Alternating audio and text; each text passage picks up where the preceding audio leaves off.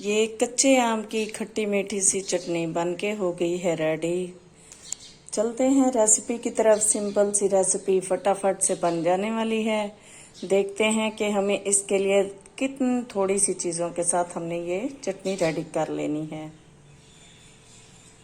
बिस्मिल्लाहिर्रहमानिर्रहीम। अलीज़े अलवी व्लॉग्स के साथ एक दफ़ा फिर हाजिर हैं। आज हम झटपट से बन जाने वाली एक टेस्टी सी रेसिपी और गर्मियों में खाई जाने वाली एक मज़ेदार सी चटनी बनाने का तरीका बताएंगे।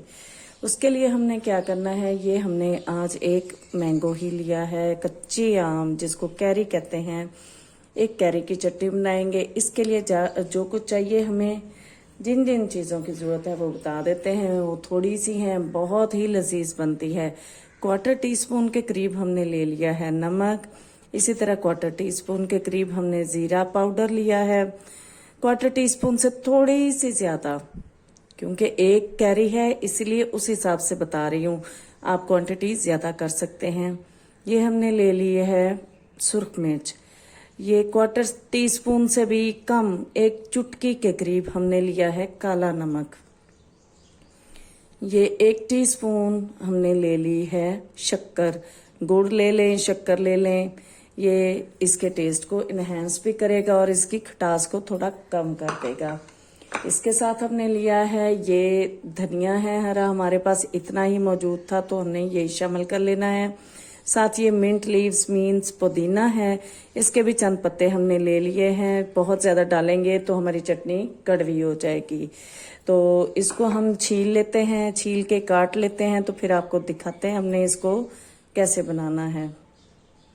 ये आम को हमने कट कर लिया है। हम इसको डालेंगे ब्लेंडर में। कुंडी डंडे में आपने बनानी है तो उसमें भी बना सकते हैं, लेकिन हम बनाएंगे ब्लेंडर में।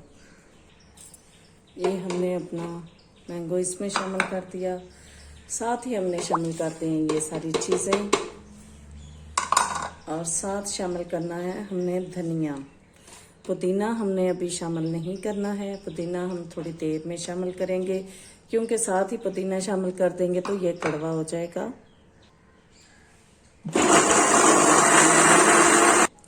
इसमें हमने थोड़ा सा मैंगो और डाला है, क्योंकि ये ब्लेंडर में चल ही नहीं रहा था। तो कोई बात नहीं, ज़्यादा मिकदार में हो तो फिर अच्छे तरीके से ये पेस्ट बन जाता है। अब जबकि ये हमारी चटनी रेडी होगी है, थोड़ी देर के लिए इसको चलाएंगे। ये मिंट लीव्स या पुदीना हमने जो इसमें शामिल करना है, बस इतना, ज़्यादा नहीं चलाना क्योंकि ये कड़वा कर देता है।